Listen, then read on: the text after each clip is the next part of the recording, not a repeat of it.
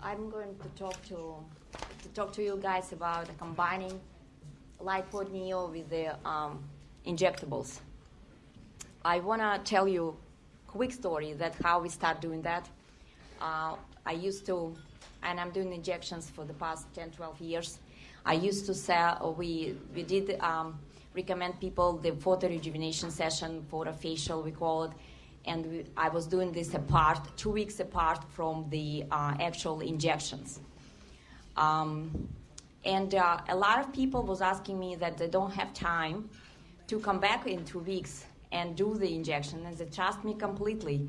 And I was encouraging them to come back for different reasons, recheck or maintenance, but they didn't want to do that. And for those people, we offered the photo rejuvenation treatment prior to injection session. We did it once, we did it twice, and everybody loved it. And then how we put some case study together, and this is, we're going to talk about it. So I do page up. Point right at it, yeah, page down. Page down. Yep. So we, in this case study, we had 7 patients, average 48 years old, and we use all skin types. And we use different fillers and toxins. We use very light power, 0.6 milliseconds, and after that we did some, even did some skin tightening. And I want to make a comment that we do incorporate in our photofacial sessions. We do incorporate skin tightening.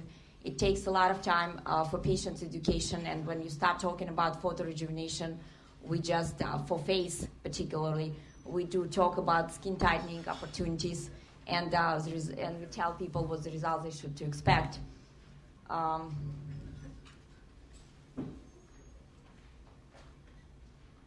And after that, for the rejuvenation session, we had a little bit cooling time for the patient. We would put we ice them after that prior to and I usually do that prior to injections anyways. And after that, they would receive any possible available injections in the office. The results was phenomenal, and everybody did great. But coincidentally, we found during the that study protocol that the patients significantly, and there was a lot of people who was used to treat by me with injections, they are significantly improvement in bruising and pain and discomfort. I don't know how to explain that, but that was a coincidental finding, and we was very happy to see that. All the patients was very happy.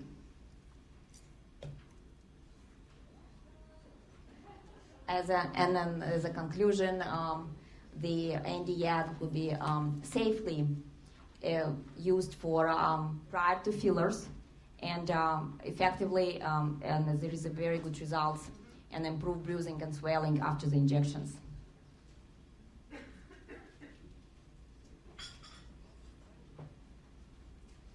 That one of our patients, she had a lot of work done by me, and she was the one who said it's really a big difference after we use the laser prior to her injections. That is what is it? Aerolase protocol. That's a protocol for photo rejuvenation and fillers.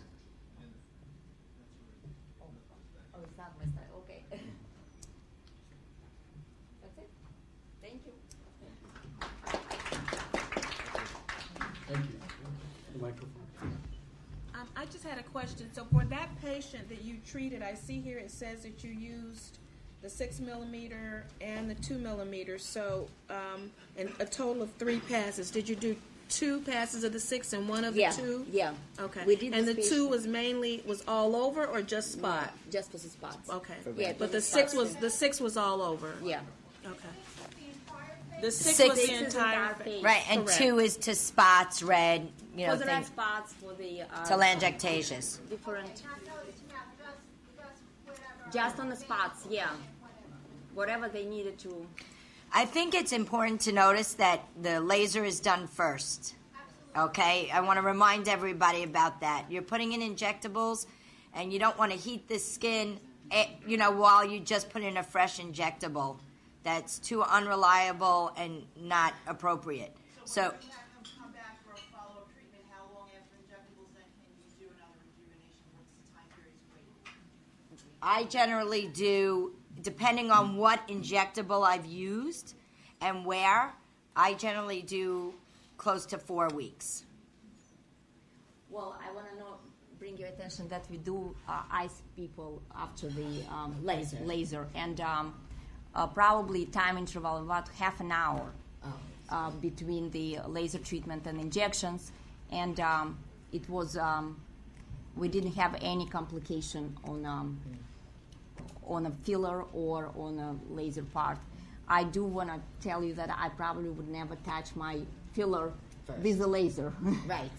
I would never do that. But prior to that and cool the skin, I think it's very safe. I agree. Just the same treatment after we did the laser treatment. We use icing.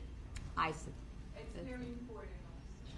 After we did the laser treatment, 10 minutes, we use ice packs all over the face. That's very, very important. Because we did the difference. Yeah. And we saw results and pictures. Great. You use. Please go ahead. Just would like to mention, it's great. Can't hear you.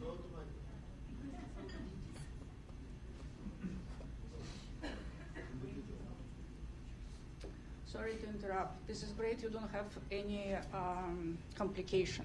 Usually, if you read the literature, the fillers can move. It's very rare if you're using radius with the fan technique. This is one story. So we have to always remember this. When I jeopardize in our clinic, we usually try not to combine the laser treatment with any injectable. Botox molecule can migrate, and we had couple cases with the drooping eyes. So this is complication not necessary to have. This is great presentation, but for us, we just afraid to do it. What time period do you wait? 4 weeks. 4 weeks at least. We combine Botox and fillers on the same day, but laser treatment we recommend to do this 4 weeks apart. Well, if you did your laser first, would you wait 4 weeks before you did the injectable? I would request again, anybody who wants to ask a question or discussion, please come to the microphone so we all can hear you. I just want The microphone. to add in, whenever you're doing a laser treatment, you're heating the tissue. So you need to give time for that tissue then to go back down to baseline, or else it's going to be pretty impossible for you to judge how much filler you're needing in an area. So that's one thing to keep in mind, and I do also keep it separated when I'm doing either or. The one way to do that would be take a before photo when you do your laser, then you ice it as you said, and half hour or whatever time you want to wait and compare with the before photo and see if they're at the best line. One thing I do want to mention is there is a published study where they treated patient immediately after Botox, immediately after fillers. I don't know which laser was used, and there was no difference. That's a published study, but again, we want to be on the side of the caution. And also, like we said earlier, you have to look at the skin. Even though you might have booked a patient for a double treatment, if you see that they're swollen or you see that they haven't tolerated it, of course, don't do it. Be sensible. So you have to, again, it's not cookbook medicine or cookbook, cosmetics. It's looking at the patient and assessing them individually and how they've tolerated. Sometimes, if somebody's on baby aspirin or Advil and you don't know and you've now heated the skin, they can bruise. And we've all seen that, and now you're going to go put filler in, then you might want to wait even though you scheduled them. It behooves you to make good medical judgment. Yeah, absolutely agree with you. I think this study just gonna help. It's a part of your techniques. If you wanna try to use injectables with the laser, it's safe, and you assess the patient. And of course, if you wants to do it, it's great. But if you wanna wait, it's absolutely right thing to do. And I was doing this for a long period of time, and I do have a lot of patients after I did the photofacial session. I would say, your skin is very irritated. I don't want to touch it anymore. And you have to come back. You have to treat every patient individually. And it just goes back again to know your client, know her skin, know your products you're using, know your machinery, and trust yourself. Yes. What's right for you may not, or this patient may not be right for the next one. So combination treatments, we said that more and more we are learning that the combination works the best. One thing about the Botox, I just want to mention, our Dysport or any other product that you're using in terms of toxins, if we use those before we do the rejuvenation or the resurfacing, the skin tightening procedures, the Botox helps if you do it before the procedure, maybe a week or two. Botox, the toxins take 2 days to 2 weeks to really work. So if you are, let's say you're trying to rejuvenate or resurface or tighten the skin on the forehead, and the patient is still able to do this, he or she is going to recreate those lines. So if you do Botox beforehand and they're unable to do that, then they're not going to recreate those lines, and the results can be much longer lasting than without it. Any comments or anyone else? No, I think that's a very valid point. So moving on, this is just the protocol with the facial rejuvenation and the fillers. We know the pulse duration, laser treatment first, followed by the livers, followed by the fillers. The treatment type, skin types 1 through 4. Number of passes, 2 passes at 18 to 28, 1 to 2 passes at 159 to 191. And we can compare that with the other protocols that we have. And I think just a point of clarification, the 2 millimeter spot size can be used for the vascular and the pigmented areas, but also, as you call it, the areas of concern. So you can also use it in those areas as well. And this patient here, of course, lower face. You should get the microphone, sorry. Lower face is not unusual to bruise. So as you can see, so I always warn my patients about this and find out if they have anything, current plans in the next couple weeks, so to take that in consideration. But in using the Neo, it does help that process to speed it up if they do bruise, and helping to break up that bruise, and along with using things like arnica, and I'm huge icer after injections, eating pineapple also, fresh pineapple. It has bromelain in it. So anything that can make them also feel proactive in helping bruising go away, go ahead and use it. But yes, this did help to break up the bruising a little bit faster for this lady. And anything you can do to get them back into regular work and out in the world, you need to try to use it. Go ahead. How much arnica and how many days before procedure? Yeah, with arnica, it's a supplement. So it comes in either a tablet that you can place under the tongue, sublingual, or else it comes in a topical. And it's just going to depend on their dosage. So just read it. Usually I tell them 2 to 3 times a day with the topical that they can place it. Keep it in the refrigerator. It just feels good to put it on. So some of the tablets, I think there were like 5. Yeah, And It's 5 tablets, yeah. 5 sublingual 3 times a day, depending on how badly they're bruised. But I can tell you that in our practice, we're seeing that it cuts healing time by 1/3 to 1/2. Women who use arnica sublingually experience half the time in healing. And also keep in mind, when we used to use it surgically, especially when we did facial plastics, you know, with that, it's a coin toss because one side of their face can heal and not have any bruising at all, while the other side does. So, you know, that difference will always be there. I think it's a good supplement, but I couldn't guarantee that it's going to make it go away tons faster, but it's not going to hurt. Just a quick question. I'm really confused. This bruising happened after the filler. That's correct. And then you used the neo. That's right. After how many days? 3. But didn't you just say that you shouldn't be using the neo till about 4 weeks? No, but I was trying to get rid of bruising. So if I was trying to tighten tissue and using the neo for that, I would be worried that I was going to have a distorted view of the tissue then that I was going to try to fill. So this will not affect the filler at all if you're trying to use it for bruising? No. I mean, there's been newer studies out now, because that's always been a question with the different laser devices, whether you can use those right afterwards, if that would somehow cause them to either break down a little bit faster, depending on what type of product that you were using. So with this patient here, I was not using an HA product, a hyaluronic acid, which is basically a sugar molecule. So with this patient, I was using Radius down below, and I want to say I was using Perlane up above that I was doing. And then for the lip lines, I was using like Restylane. So those are HA products. And I used different, the 6 millimeter and the 2. So on the different areas. So areas that are darker, you're going to need less energy. So always just keep that in mind too when you're dealing with bruising or pigment. So what was your end point?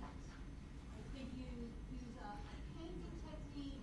Did you just... It was just one pass, and like I said, for the darker areas that, like if you get into your purples and just really dark colors, I'm going to use less energy in those. But it was just one pass. That's right. Yep. I don't think you're looking for bulk heating here. No. That will answer your question. If you bulk heat here, you'll lose your product. But you're not bulk heating. She's just typically light treating. I just want to tell you, I use Arnica also. I started a day or 2 before on the patients. You know, somebody like this, please don't forget about asking about herpes and cold sores. We haven't touched upon it. But if so, you got to give them Valtrex in the morning beforehand. It turns out that anybody doing cosmetics now write more Valtrex than anybody else, than like the OBGYNs and stuff. No. Last week a study came out about Arnica. I can't quote the exact study to you. I did get it. That there is controversy over does it really work. I find it works. And I think psychologically, if you send home a patient doing something, it's better than nothing. And so they always feel better if they're rubbing. There's also a product called Dermamend that has Arnica and other stuff in it, kojic acid, retinol. It's a brand name. It's in all the pharmacies. And I'm sure there's generic of it now. And regular Arnica gel is very soothing, and it does help. I find it. I haven't done a head-to-head study, but it does make the patients feel and it go faster. But I think one last thing about this is please ask your patients if they have any events coming up. That is key. I was accused a few years ago of assaulting a patient because when I put it into her malar cheeks filler, she got a bruise, she got a black eye, which happens. We all do malar injections. It happens. And I had a whole conversation. She signed the consent. I even have an asterisk about bruising. And then she said, I have my daughter's engagement party this weekend. I said, you told me that after the fact. You know, I would never have injected her. So, or laser procedures, you know, they come in, get rid of these alar vessels, which we'll touch upon later. Don't be smart about it. If they have something coming up within a few days, don't do it. I just want to ask one more thing. I find that colloidal silver is also very helpful in the healing period. I use a product called Argentin 23, and it's fantastic. What is it? ARG 23.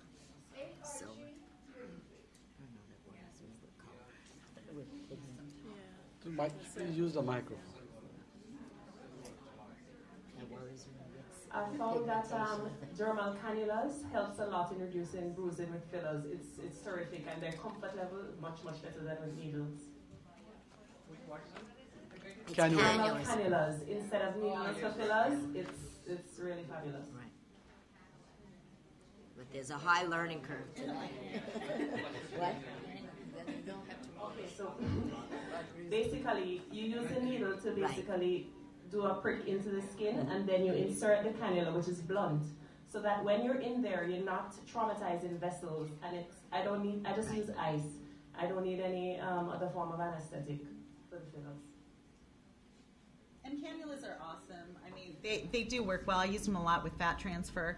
But if you're trying to hit certain areas and lip lines, I mean, I'm not real game on a big cannula going in there. So, but anyway, I think it's just going to be, the practitioner's preference on it. But I do like cannulas because the whole theory behind that is that they're taking the vessel and pushing it aside. So you're not going in it. So perhaps you'll have less bruising. We just to make a point, we on all the consent forms that we have on our clinic, there's a line in that.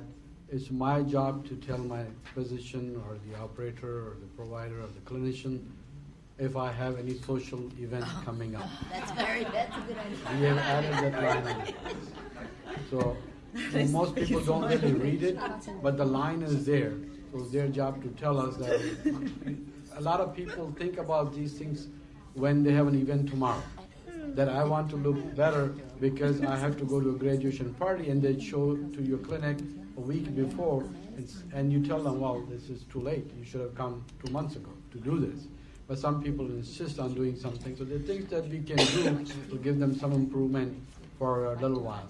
There's a product that I picked up in the last meeting I went to Mexico.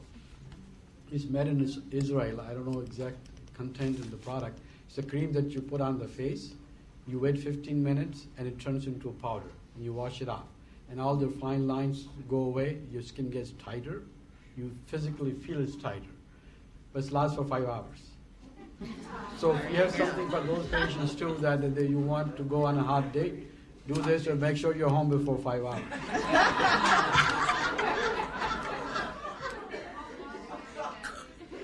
You had a question. You had a question?